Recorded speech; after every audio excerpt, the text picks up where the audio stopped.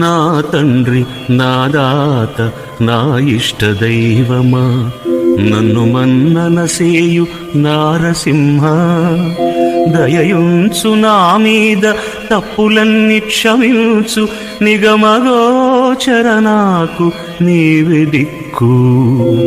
నే దురాత్ముడనంచు నీ మనంబున కోపగింపబోకుము స్వామి ఇంచుకైనా, ముక్తిదాయక నీకు మృకినందుకు సాల కరుణించి రక్షించు కమలనాభా.